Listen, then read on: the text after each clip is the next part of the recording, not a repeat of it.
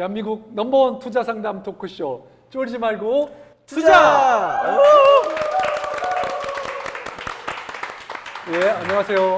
캡스톤 파트너스 소은강입니다. 네, 안녕하세요. 에드퍼스 인사이트 홍준입니다. 네, 오늘 모빌리티에 네. 새로운 획을 긋고 계신 네. 예, 원래 주식회사 원래 유명하신데. 예, 네. 주식회사 펌프의 네. 윤문진 대표님 나오셨는데요. 네. 본인 소개와 회사 소개 부탁드리겠습니다. 네, 안녕하세요. 반갑습니다. 네, 그 소개받은 윤문진이고요. 네. 전 회사라고 말씀 주셨는데 네. 전 아니고요. 지금 현 회사인가요? 네, 현재도 운영하고 있고. 두 개를 같이 하고 계신데 네, 네, 네. 현재 원래 그 띵동이라는 서비스를 운영하고 있었고. 네, 그걸로 되게 또 뭐 네. 인터뷰랑 이런 것도 많이 하셔서 유명하신. 네. 그래서 이제 신규 사업으로 원래 고민을 하다가 방금 말씀 주셨던 것처럼 모빌리티가 워낙에 큰 규모의 사업이다 보니까 네, 네. 새로 법인을 만들어서 두 개를 같이 운영하게 되었습니다. 네. 네, 그러면 법인이 두 개 따로 있으신 네, 맞습니다. 상황인 예. 거고. 예. 그러면 펌프. 펌프는 뭐 하는 어떤 회사인가요? 여기 네. 써 있기는 이 명함에 라이프 모빌리티라고 써 있고 네. 생긴 걸로 봐서는 킥보드와 비슷한 로고가 네. 이렇게 이모티콘으로 들어가 있어서 네. 조금 그 부분을 설명해 주시면 좋을 것 같습니다. 네, 그 마이크로 모빌리티라고 많이 알려져 있는 사업을 시작하게 됐고요. 예. 그게 이제 전동 스쿠터, 아, 전동 킥보드를 이제 독리스 방식으로 공유 형태의 서비스를 제공하는 사업입니다. 네. 네. 그래서 이제 브랜드 네이밍은 싱싱이라고 이름을 지었고요. 싱싱. 네. 네. 저희가 이제 어릴 때 흔히 타던 싱싱이에서 그렇죠. 좀 이제 착안해서 네이밍은 싱싱이라고 지었고 이제 회사 이름은 PUMP, 펌프라고 네. 만들었는데 퍼스널 유저 모빌리티 플랫폼 이런 의미로 퍼스널 유저 모빌리티 플랫폼. 네. 저는 그 펌프가 원래 예전에 오락실에서 하던 네, 네. 그 게임기 이름이기도 해서. 네. 그렇게 두 가지 회사와 그 브랜드 네이밍을 만들었습니다. 네. 예, 네. 자 잘하겠습니다. 자 지금 그러면 그 전 세계적으로 네. 이 그 아까 말씀하신 마이크로 모빌리티? 마이크로 모빌리티 네. 이 관련한 얘기를 조금 해주시죠. 예. 네. 저도 사실 그렇게 오래 전부터 알고 있었던 영역은 아니었는데 작년 이제 하반기쯤 처음 접하게 됐어요. 해외에서 이제 버드나 라임이라는 회사가 2017년 9월부터 시작한 서비스인데 불과 1년 만에 뭐 유니콘으로 성장하고 그거는 그 이전에 뭐 우버나 이런 회사들도 사실 그 속도는 아니었거든요. 그렇죠. 이제 그런 사례들을 접하면서 이제 이런 게 있구나를 처음 알게 됐었던 거고요. 저희가 이제 이 규모가 굉장히 큰 사업이다라고 판단했던 것은 단순히 스타트업 쪽에서 그 두 회사 말고도 뭐 우버나 리프트, 그다음에 또 완성차 업체들, 포드, GM, 다임러, 현대차 이런 곳들이 앞으로 모빌리티에서 마이크로 모빌리티 영역에 대한 집중적인 투자나 뭐 공격적인 실행을 준비하고 있는 것들을 보고 굉장히 큰 사업이다라고 판단하게 됐습니다. 네. 그러면 예. 이제 사업 전반에 대해서는 이해가 될 것 같고요. 그리고 말씀하신 것처럼 이 뭐랄까 공유형으로 하는 뭐 자전거도 있고 네. 여러 가지들이 있었기 때문에 네. 이제 그런 부분에 대한 기본적인 이해는 뭐 아마 보시는 분들 다 네. 있으실 것 같은데 그 중에서 그러면 정확히 아까 싱싱이라고 표현하셨는데 네. 뭐 어떤 영역이고 어떤 방식으로 공유를 해주고 처음에 어떻게 시작되는지 좀 전반적인 설명을 해주시면 좋을 것 같습니다. 네. 지금 마이크로 모빌리티라고 하는 영역 내에서 크게 이제 한 세 가지 정도 수단이 네. 대표적으로 상용화돼 있는 것 같고요. 네. 그게 이제 가장 먼저 뭐 상용화된 것들이 주로 전기 자전거. 그렇죠. 자전거. 예, 전기 이전엔 자전거. 뭐, 네, 네, 네. 예, 자전거류가 있고 네. 또 카쉐어링 방식의 모델이 네. 또 마이크로 모빌리티 영역 내에서 네, 주요 수단으로 이제 인식되고 있고 네. 최근 말씀드렸던 것처럼 2017년 이후에 전기 스쿠터로 예, 시장이 그 업체들이 막 성장하면서 주로 세 가지 이동 수단으로 이루어지는 이제 그 근거리 이동 모빌리티 영역을 마이크로 모빌리티라고 하고 있습니다. 네. 네. 알겠습니다. 네. 그러면 그 중에서 이 펌프는 네. 그 전기 스쿠터로. 네, 싱싱이라는 브랜드 네임을 가진 네. 전기 스쿠터로. 그럼 전기 스쿠터는 일단 비용이 비쌀 것 같은데요. 네, 네. 뭐 얼마나 확보하셔서 어떻게 서비스를 시작하실 예정이시거나 뭐 네. 계획 중이신지 이런 건 어떻게 될까요? 저희가 그 지난해 12월부터 이제 처음 사업 법인을 설립하고 네. 지금까지 사업 준비를 해왔고요. 이제 내일 그 오픈 베타 테스트를 진행하게 됩니다. 오, 네, 네, 네. 그래서 이제 일단 시작은 4월에 500대, 5월에 500대가 추가돼서 1000대로 이제 그랜드 오픈을 하게 되고요. 네. 6월 이후부터는 지금 월 1000대에서 2000대 정도를 계속 수급해서 지역도 넓히고 대수도 확장시킬 계획을 갖고 있습니다. 그러면 시작될 때 지역은 어떻게 되나요? 일단 저희가 원래 기존 사업인 띵동이 네, 하시던. 좀 장악력을 갖고 있는 강남에서 네. 이제 시작을 서울 하게 강남에서. 되고요. 네, 네. 네, 네. 서울 강남에서 그 1000대를 가지고 5월까지 서비스를 하게 되고요. 그 이후 이제 확장되는 지역들은 저희가 염두에 두고 있는 곳들이 있는데 아직 순위를 정하진 않았어요. 우선 순위를. 그래서 그 이후부터는 강남 인근으로 좀 먼저 확대될 예정입니다. 네. 자, 그러면 이용을 하고 싶습니다. 네. 어떻게 하면 제가 이용할 수 있을까요? 베타 테스터가 네. 되고 싶다. 네. 뭐 5월에든 신청하려고 하면 뭐 어떻게 하면 될까요? 저희가 좀 줄여서 이렇게 표현을 하고 있는데 찾고, 찍고, 타고, 반납하고 네. 이 네 가지 과정이 이루어지게 되고요. 찾고, 찍고, 타고, 반납하고. 잠깐만요. 뭐 네. 다운로드해야 되는 앱이나 이게 네. 없습니까? 아무것도. 아 앱이 있죠. 예. 그래서 앱을 다운로드 앱 받고 이름은 혹시 뭐가 되나요? 앱은 싱싱입니다. 앱은 싱싱. 네, 앱 명칭도 예, 싱싱이고. 그러면 앱스토어나 네. 구글 플레이에서 보여드려야 되나요? 네. 아, 아니 뭐, 괜찮습니다. 네, 네, 네, 예. 네. 싱싱이. 앱에서 이제 앱을 다운로드 받으시면 간단한 회원가입 절차와 예. 이제 카드 등록 절차가 이제 마무리가 되면 사용할 수 있는 권한이 주어지고요. 이제 앱의 기본 인터페이스가 지도로 구성되어 있어요. 네. 지도의 어느 위치에 자기 위치 표시가 되고 이 그 싱싱이가 있는 위치들이 표시가 됩니다. 그래서 그 위치를 찾아가서 싱싱이를 찾고 그다음에 QR 코드를 찍으면 락이 풀려서 사용할 수 있고요. 그다음에 이용 후에 반납하는 과정까지가 이제 프로세스인 거죠. 예. 네. 그러면 싱싱이는 네. 그 뭐 자체 제작을 하신 그 것인가요? 아니면 어떤 플랫폼인지 말씀하신 것처럼 그 뭐 속도라든지 주요 재원이라 그래야 될까요? 네, 네, 네. 그리고 그냥 바로 드는 생각은 네. 저 같은 경우는 뭐 집에서 타보기도 하고 한 대 가지고 있기도 한데요. 네. 그 없는 사람은 사실 네. 배우지 않아도 되는지 네. 위험할 수도 있을 것 같고 네. 그런 생각들이 드는데 어떻게 될까요? 처음 이제 일단 하드웨어에 대한 설명부터 드리자면 전 세계 제조 시장이 다 중국으로 몰려져 있어요. 그렇죠. 네. 그러니까 저희뿐만이 아닌 뭐 아까 언급한 버드나 라임, 리프트, 우버 이런 회사들도 중국 생산을 지금 뭐 원칙으로 하고 있고요. 그게 이제 세계 공장이니까 가능한 일들인 그렇죠. 것 같아요. 네. 뭐 한국에서 제작하는 것도 생각해보고 했는데 전혀 맞출 수가 없어요. 기술력에서든 단가든. 단가든. 네. 그래서 저희도 중국 생산을 해서 네. 이제 한국으로 들여오게 되고요.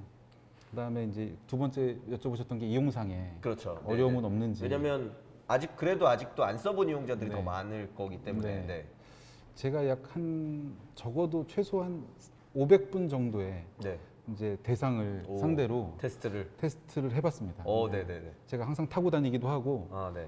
경험이 없으신 분이든 있으신 네. 분이든 한번 타보세요라고 네. 권해드렸을 때 대부분의 경우 한 90% 이상의 확률로 5분 이내에 적응하세요. 네, 아주 간단한 작동법으로 이동을 할 수 있는 수단이기 때문에 네. 네. 이제 반면에 뭐 위험성은 있는 편이고요. 네. 제가 한 분 정도 예외의 경우를 봤어요. 네. 20분 정도 했는데도 적응을 못 하시더라고요. 아, 저런 것도 이런 네. 분들. 네네. 네. 자, 이용하려고 하면 비용은 비용은 예, 그러니까 어떻게 카드를 되나요? 뭐 등록해야 된다고 하셨는데. 네. 사업에서 많은 분들이 이제 제일 중요한 게 프라이싱이라고 하시더라고요. 네. 그래서 사실 저희도 아직 완전하게 계획되거나 설계되진 않았어요. 네. 네. 근데 이제- 시작이시니까. 네. 네. 근데 대부분의 업체들이 정한 기준을 일단 기준 삼아서 저희도 설계하고 있고 다만 다른 점이 있다면 보통의 방식은 이 락을 해제하는 비용이 기본적으로 들어가고요. 기본료라는 게 있고 네. 그게 1,000원 정도의 비용입니다. 네. 그래서 그 기본료 내에서 5분을 타냐 10분을 타냐 이제 그런 차이가 좀 있고 그 이후부터의 과금은 분당 100원 정도의 과금 방식인 거예요. 아, 시간당 얼마? 네, 아, 네. 네. 네. 근데 이제 제가 직접 경험해보고 테스트를 해보니까 이 분당 과금 방식이 사실 사용자한테 좀 속된 말로 짜치다고 해야 되나요? 뭐 이용상에 좀 그런 경험들을 하고 있어서 이게 이제 저희는 구독형 서비스로 적용을 하고자 합니다. 그래서 월 정액제 내지 또는 특정 사용자들이 이용할 수 있는 요금제들을 좀 많이 개발해서 단순 이용자는 그런 기본 과금 방식을 적용시키지만 좀 많은 사용자들이 정액제 같은 구독형 서비스로 인식되게끔 그래서 한 명 한 명을 고객으로 만들려고 계획하고 준비하고 있습니다. 네. 저는 말씀 듣다 보니까 너무 재밌는 분야이고 사실은 어떻게 보면 널리 알려져 있기도 하고요. 그 중에서도 이제 어떻게 보면 새로운 기기를 가지고 시작하시는 거니까. 네. 근데 막 여쭤보고 싶은 게 너무 많거든요. 네. 그거 일단 하나씩 먼저 여쭤보고 네. 뭐 추후에 질문도 받겠지만 또 말씀드리면 그 아까 말씀드린 이제 초보 이용자들이 대부분 잘 이용할 수 있다까지는 공감이 됩니다. 사실 네. 어려운 건 아니기 때문에 아마 그럴 것 같은데 그러면 이제 그 다음 남는 문제는 아까 말씀하신 것처럼 그렇다 하더라도 초보 이용자이기 때문에 네. 뭐 제품에 대한 파손이라든지 네. 혹은 이제 아까 강남권 위주로 한다 그랬는데 이분이 타고 원래 나가지 말아야 되는 어디 이상한 무슨 마포까지 진출했다거나 네, 네, 이런 거는 뭐 어떻게 되는 건지 기본적인 그런 가이드 룰 같은 건 어떻게 되시나요? 일단 뭐 이게 아시는 바처럼 뭐 정보통신 기술이나 네. IoT가 적용된 사업이기 때문에 네.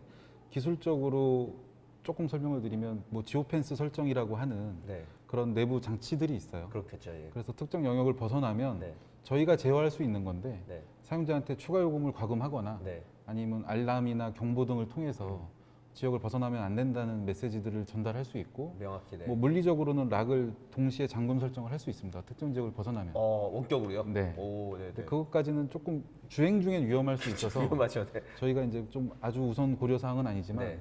몇 가지들을 정의해서 그렇게 적용할 수 있어요. 네, 네. 그러면 그 이용자의 뭐 신분이나 이런 것만 명확히 확보되어 있으면 네, 네, 충분히 컨트롤 가능한 네, 부분이다. 네. 네, 네, 네. 그리고 아까 사용자의 안전. 네, 사용자의 안전 그 다음에 조금 더 나가면 그 뭐랄까 이렇게 뭐랄까 우리나라 도로교통법이라고 해야 네, 될까요? 네, 네. 이런 것도 이슈들이 있는 경우들이 많더라고요. 네. 이미 많이 검토해 보셨을 테니까 사용자의 안전이나 그런 네. 법적 가이드라인은 어떻게 되는지 또 궁금합니다.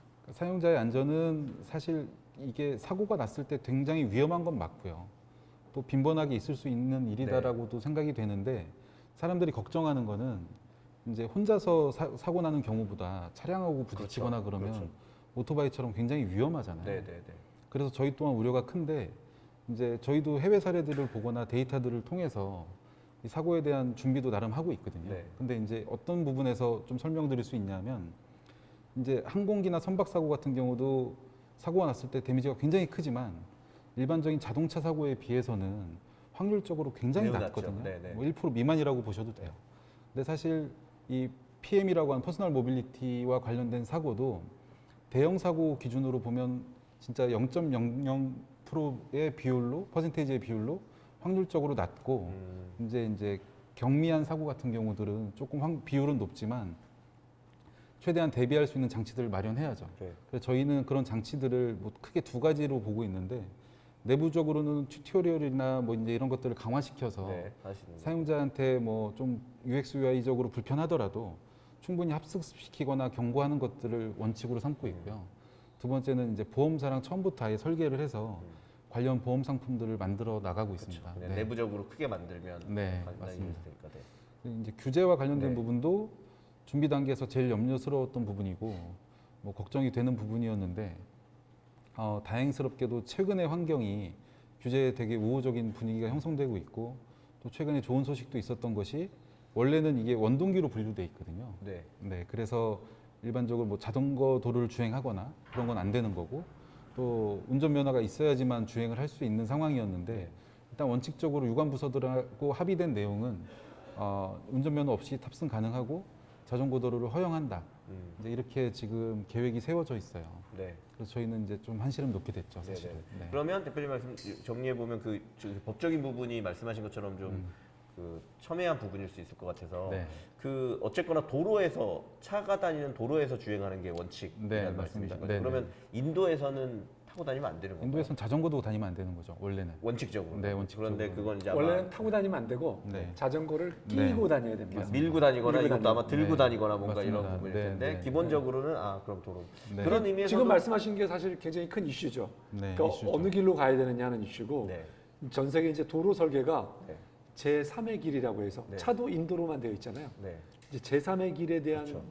그런 그 논의가 많이 네. 얘기가 되고 있는 것 그래서 같아요. 저는 말씀 들으면서 사실 강남이 그래도 해볼 만한 지역이라는 생각 너무 들었는데 딱 이미 그 영업 이렇게 사업하시는 권한을 가지고 계시니까 그 영역에 네, 네. 되게 좋으실 것 같다는 생각은 들었고요. 사실 강남 이외에는 아예 뭐 신도시나 이렇게 그런 영역들이 잘 준비된 데서 시작하면 말씀하신 것처럼 효율성이 되게 높음에도 불구하고 사실 규제적인 부분은 굉장히 그 현실과 동떨어지게 설계되어 있어서 네. 지금 그런 요소들이 좀 안타까운 부분인 것 같아서 예. 여쭤봤습니다. 네. 자, 경쟁사도 없는 것은 아니죠. 네, 지금 네, 이미 네. 서비스를 하고 있는 네. 킵고잉 네, 맞습니다. 있고 그 외에 여러 회사들이 준비하고 있는데 네. 경쟁에 뭐 우리는 뭐가 자신 현황이나, 있다. 네, 차별점. 네, 뭐 네. 한두 가지만 말씀해 주실 수 있을까요?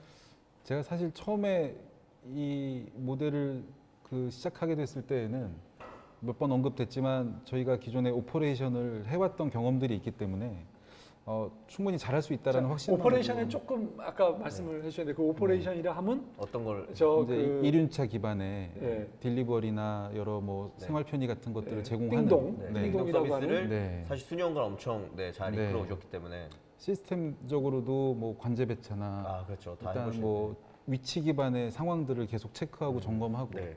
또 상황센터를 운영하고 콜센터도 운영되고 있고 또 강남 곳곳에 이제 저희는 메신저들이라고 하는데 라이더분들이 약 150명 가까이 활동하고 계시기 때문에 어떤 문제 상황에서의 해결 능력을 가장 강점이라고 생각을 했어요. 그러네요. 네. 근데 이제 막상 준비 과정에서 보니까 하드웨어를 들여오는 것조차 굉장히 어려운 일이었던 거예요. 제조사들이 다 중국에 몰려 있는 데다가 워낙에 빠르게 성장하고 있는 영역이다 보니까 저도 한 1000대를 사야지 하고 가면 1000대 가격이 약 한 5, 6억 정도 합니다. 그래서 나름의 바잉 파워를 갖고 있다라고 생각을 했는데 중국 제조사들을 답사하는 과정에서 완전히 소매보다 못한 취급을 당한 거예요. 1000대 정도는 네. 뭐 최소한 뭐 10,000대 이 정도인가요, 그러면? 우버 이런데 뭐만 하더라도 연간 50만 대를 한 군데 발주하고 50만 대. 그래서 네. 독점적 차이가 계약을 상당히 나는 건데. 뭐 이렇게 하고 있으니까 뭐 접근조차 어려웠던 거죠. 네네. 네. 그래서 하드웨어 경쟁력도 사실 상당히 중요합니다. 네.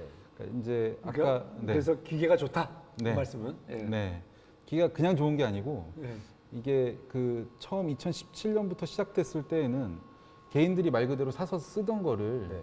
IoT를 부착해서 상용화했던 거고요. 네. 그러다 보니까 내구성이나 이제 공유로 사용하기에는 여러 한계들이 있었던 그렇죠. 거예요. 표준화도 안 되고. 맞습니다. 근데 그런 것들을 보완해서 재설계되고 다시 출시가 되는 시점이 공교롭게 딱 지금 시점인 거예요. 그래서 이제 우리는 그걸 1세대, 2세대 이렇게 구분을 네. 하는데 스펙상의 여러 차이도 있고 일단 공유에 적합한 네. 형태로 제작이 되고 있는 네. 거죠. 근데 그 시점에 저희는 출발하게 됐기 때문에 네. 이미 이제 한국에서 먼저 시작한 곳은 네. 사업 준비 기간 내내 이제 1세대 모델을 적용해서 사업을 준비할 수밖에 없었던 그런 상황이었고 저희는 운 좋게도 이제 2세대가 막 출시되는 시점에 진입하게 돼서 이전의 모델과는 좀 더 향상된 기능에 사용자 입장에서도 또 운영하는 입장에서도 여러 효율이나 승차감이나 이런 것들을 더 업그레이드해서 시작할 수 있게 된 점이 지금으로선 더 강점인 것 같아요. 그러면 네. 대표님 그 전동 스쿠터의 결국 하드웨어나 이런 부분에 네. 있어서 강점이 있다는 말씀이신 건데 네, 조금 네. 더 구체적으로 그럼 설명해 네. 주시죠. 죄송합니다. 지금 저는 갑자기 500대가 있다고 예. 하시니까. 네. 그 전동 스쿠터 여기에 네, 승차감이 있나요? 있습니다. 아 그렇군요. 네. 예. 그 승차감이 뭐 예를 들면 뭐예요? 일단 전동 스쿠터가 이동의 편리함은 있지만 네. 일단 프레임이 얼마나 강하게 설계되어 있느냐에 따라서 이제 탑승자가 느끼는 이제 뭐 흔들림이나 뭐 평형을 유지해주는 뭐 네. 이런 기본적인 승차감도 있고 가장 결정적으로 작용되는 건 서스펜션의 유무예요. 네, 박 타이어의 크기와 그렇죠. 타이어가 작으면 지금 보통 일반적으로 개인용께 한 요만한데 네. 바닥에서 발생되는 모든 충격이 그대로 몸에 전달됩니다. 맞습니다. 네. 그래서 이제 속된 표현으로는 손이 꺾인다거나 뇌가 흔들리는 느낌을 막 오. 받거든요. 네네네. 덜덜덜덜하네. 보도블록 같은데 지나가다 네, 보면. 네. 근데 이제 타이어가 좀 더 커지거나 서스펜션이 부착돼 있으면 그런 것들을 흡수하는 장치들이 있는 거예요. 그럼 사용자 입장에서는 승차감이 개선된 효과가 있고 이제 우리 같이 운영하는 입장에서는 내구성이 훨씬 더 강화되는 거죠.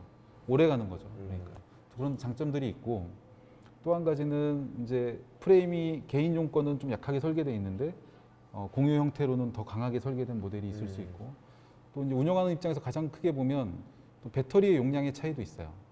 그러니까 암페어 기준으로 7암페어냐 16암페어냐 이렇게 차이가 나는 건데 네. 7암페어라고 하면 뭐 주행을 완충 이후 1시간 정도밖에 못 하는 거죠. 근데 이제 용량이 늘어난 만큼 완충을 하게 되면 2세대 모델은 한 3시간 가까이 정속 주행을 할 수 있는 컨디션이 있는 거고요. 그러면 지금 말씀하신 싱싱이는 네. 2세대에 해당하는 네, 모델이고 맞습니다. 그런 하드웨어적 경쟁력을 가지고 있다. 네, 맞습니다. 그래서 하나를 거기서 더 여쭤보려고 그러는데 딱 지금 배터리 얘기를 하셨는데 네. 이게 공유이다 보면 결국 누군가는 충전해 놓든지 아니면 제가 배터리가 만약에 착탈식이면 교체하든지 해야 되는데요. 네. 그런 부분은 어떻게 되는 건가요? 1세대에는 아예 교체용 모델이 없었고요. 충전만 해야 되는. 네, 충전만 해야 돼요. 네. 그러다 보니까 운영자가 네. 이거는 직접 수거해서 충전을 해서 다시 그러니까요. 배포하거나 네. 너무 어려운 이제 일이죠. 외국의 사례는 워낙 넓은 지역이다 보니까 사용자들한테 그런 어떤 권한을 주고 그걸 했을 때 보상을 충전했을 때 해주는 권한. 네, 방식으로 네네네. 운영이 되어 왔던 거예요 지금까지. 근데 이제 사용자한테 권한을 주니까 그걸 가지고 뭐 전문 직업도 생겨나고 회사가 생겨날 만큼 또 성장하는 시장 영역이 있긴 했는데 충전만을 또 해주는 네. 네. 그러다 보면 회사 입장에서는 비용 부담이 커졌던 그렇죠. 거죠. 네. 그래서 한 대 충전하는데 보통 뭐 5천 원에서 7천 원 정도의 비용이 나가던 상황이었고요. 네. 근데 이제 국내에서 운영 사례가 있었던 것처럼 전체를 수거해서 다시 충전하고 배포하는 것은 대당 한 4, 5천 원 정도의 또 비용이 들어갑니다. 그렇죠. 네. 그래서 저희는 교체용으로 적용을 해서 저희 원래 이제 배달을 하시던 메신저 분들이 떨어진 이제 충전이 필요한 모델들을 찾아서 가서 한 1, 2분 내에 교체가 이루어지기 때문에 훨씬 더 낮은 저렴한 비용으로 할 수 있게 되는 게 가장 큰 장점이라고 생각합니다. 네. 예. 자, 기본적으로 한국에서는 아직 네. 이런 마이크로 모빌리티가 그렇게 활성화되지는 않았다고 생각되거든요. 네. 특히 다른 도시들, 특히 중국 같은 경우는 이미 그 자전거, 뭐 자전거가 공유 자전거가 네. 그냥 중국을 확 휩쓸고 있고 실제로는 사회적인 문제가 도시의 큰 문제로 발생하기도 했고요. 한국에는 아직 뭐 자전거가 있긴 하지만 네. 그 이름이 뭐였죠? 갑자기 따릉이. 네. 네. 서울시에서 운영하는 따릉이가 맞습니다. 있긴 네. 하지만 네. 그렇게 뭐 활성화 아주 그 정도는 아닌 것 같고 네.